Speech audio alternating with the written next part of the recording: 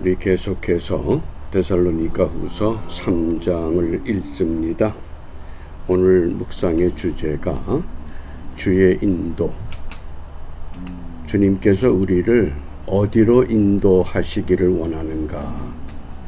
사도 바울이 교리적으로 혼돈 가운데 휘말렸던 데살로니가 교회 성도들에게 권면하는 메시지입니다.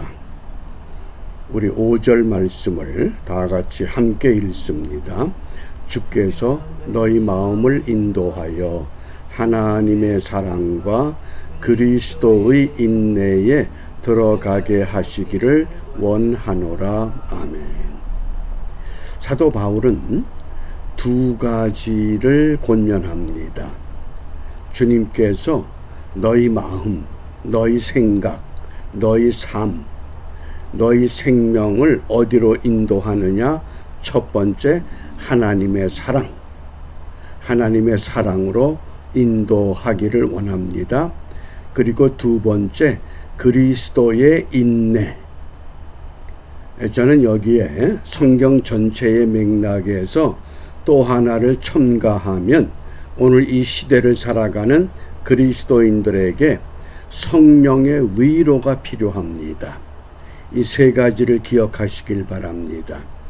하나님이 나를 인도하시는데 어디로 인도하기를 기도하느냐? 첫째, 하나님의 사랑. 두 번째, 그리스도의 인내. 세 번째, 성령의 위로라고 하는 이 세 가지 요소. 우리 먼저 하나님의 사랑입니다. 왜 하나님의 사랑으로 우리를 이끌어 가셔야 하는가? 유다서 1장 21절에 하나님의 사랑 안에서 하나님의 사랑 안에서 자기를 지키며 우리 자신을 어떻게 지켜야 하느냐? 하나님의 사랑 안에서 어디에 이르도록? 영생에 이르도록. 우리가 하나님의 사랑 가운데 있을 때에 우리의 믿음을 지키고 우리의 본분을 지킵니다. 어떻게? 영생에 이르도록. 이것을 우리 주 예수 그리스도의 긍휼을 기다리라. 예수 그리스도의 은혜, 자비를 통해서 우리가 하나님의 사랑 가운데 가기를 원합니다. 그러면 그 사랑은 어떤 사랑이었느냐? 로마서 5장 8절입니다.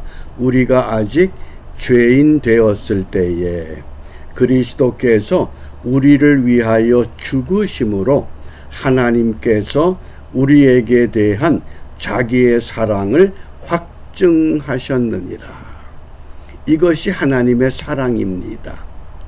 내가 죄로 말미암아 형벌을 받을 수밖에 없던 그때에 나를 대신해서 죽으신 그 사랑을 때문에 우리는 하나님의 사랑 안에 머물러야 합니다.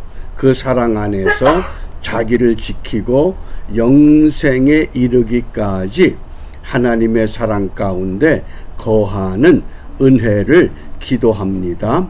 이제 두 번째입니다. 그리스도의 인내를 우리가 잊지 말아야 됩니다. 하나님이 우리를 어디로 인도하시느냐?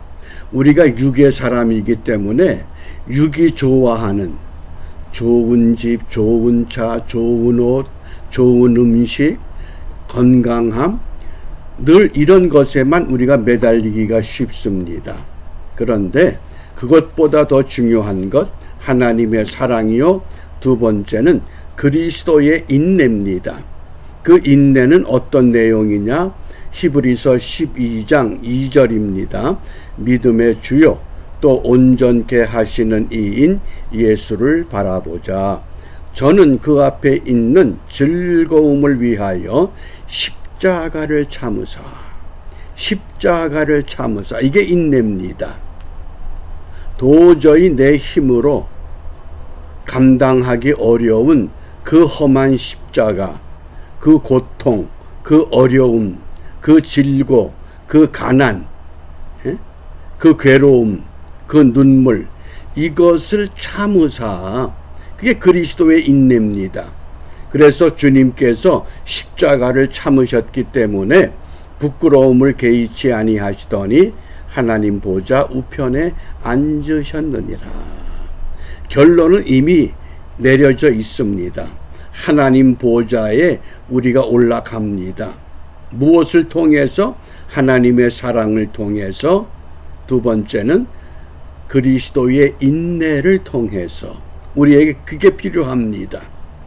우리가 작심삼일이라 그러죠. 3일을 못 견디는 겁니다. 3일을 견디고 3일을 견디고 계속 진행하다 보면 그리스도의 인내를 배울 수 있다고 말씀합니다. 그러면 그 인내가 우리에게 어떤 은혜를 허락하셨느냐? 누가복음 21장 19절입니다. 너희의 인내로 너희 영혼을 얻으리라. 공동 번역에서는 그리고 참고 견디면 생명을 얻을 것이다. 하나님의 사랑 안에서 자기를 지키고 영생에 이르게 되는데 그냥 저절로 가는 것이 아니라 인내를 통해서, 또 현대인의 성경에서는 너희가 인내하면 너희 자신을 구할 것이다. 나의 구원을 어떻게 이루어 가느냐? 내가 인내함으로. 예수 믿고 구원받고 그날로 주님 앞에 가면 얼마나 좋습니까? 그런데 우리는 주님 앞에 갈 때까지의 긴 과정이 있습니다. 데살로니가 교회 성도들에게 어떤 흐름이 들어왔느냐? 예수님 곧 오신대. 그러니까 일은 뭐하러 하겠어? 그냥 예수님 오시는 것만 영적으로 기다려. 그러고는 일을 안 합니다. 그리고 이 집 저 집 다니면서 끼니를 도움받습니다. 이런 사람들이 자꾸 늘어나다 보니까 데살로니가 교회에 문제가 발생한 겁니다. 그래서 급하게 데살로니가 전서를 보내고 대략 한 두세 달 후에 후서를 다시 써서 그렇게 살면 안 된다. 주님이 우리를 어디로 인도하느냐? 하나님의 사랑으로, 그리스도의 인내로 우리를 이끌어 주시는 것이다. 왜? 너희가 인내하면 그래서 너희 자신을 구하는 것이지, 예수님 오신다고 일도 하지 않고 아무것도 하지 않고 주님만 기다린다. 그것이 바람직한 영적 생활이 아니라고 깨우치신 겁니다. 이제 우리가 이 시대에 또 하나 주님이 우리를 어디로 인도하셔야 되느냐? 성령의 위로가 필요합니다. 아무리 하나님의 사랑이 있고 그리스도의 인내가 있어도 환난과 핍박과 어려움과 고난이 계속되면 견디기가 어렵습니다. 그럴 때 사도행전 9장 31절입니다. 그리하여 온 유대와 갈릴리와 사마리아 교회가 평안하여 든든히 서가고 주를 경외함과 성령의 위로로 진행하여.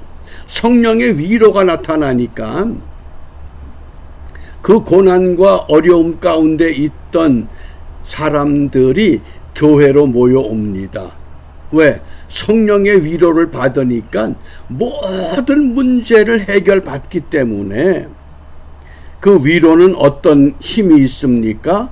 위로에는 놀라운 힘이 있습니다. 고린도후서 1장 4절에 우리의 모든 환난 중에서 우리를 위로하사.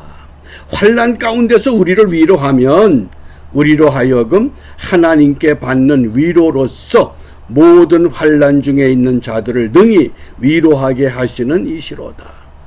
내가 환난 가운데서 애통하며 눈물 흘렸는데 하나님의 위로를 받았습니다. 그 위로가 나에게 힘이 됐습니다. 나에게 기쁨이 됐습니다. 그 위로받은 그 은혜를 환난 중에 있는 성도들을 향해서 다시 가르치고 깨우치고 권면해서 함께 위로받는 공동체. 그것이 주의 인도함을 따라가는 비결입니다. 첫 번째는 하나님의 사랑, 두 번째는 그리스도의 인내, 세 번째는 성령의 위로라고 하겠습니다. 그러므로 우리가 이 아침에 무엇을 기도하느냐? 우리가 잘 알고 있는 시편 23편 3절 말씀, 내 영혼을 소생시키시고 자기 이름을 위하여 의의 길로 인도하시는도다. 오늘도 우리의 영혼을 새롭게 하시고 여호와 하나님의 이름, 예수님의 이름을 위해서 우리를 올바른 길로 이끌어 주실 것이라고 하는 약속입니다. 그러므로 우리가 이 혼탁하고 어지럽고 좀 무질서한 이 세상 같지만은 그곳에서 우리를 영생의 길로만 인도하여 주옵소서. 우리가 그 길을 가기 위해서 세상의 소금이 되고 세상의 빛이 되어 하나님의 자녀답게 살아가는 그 모습을 통해서 영생의 이정표, 천국의 이정표, 구원의 이정표가 되는 우리 모두가 되시기를 바랍니다. 기도하겠습니다. 은혜로우신 아버지 하나님, 이 땅의 사람들이 땅의 것에 소망을 갖고 살아갈지라도 저희들은 하나님의 은혜로 구원을 얻게 하셨고 하나님의 사랑과 그리스도의 인내와 성령의 위로를 통하여 하나님 사람으로 살아갈 수 있도록 우리를 인도하시는 줄 믿고 감사함을 드립니다. 비옵기는 하나님의 사람으로 바르게 서지 못할 때 주 성령께서 우리를 바르게 세워주셔서 이 땅의 사람들에게 세상의 소금과 빛이 되게 하시고 영생의 이정표가 되게 하시고 구원의 소망을 함께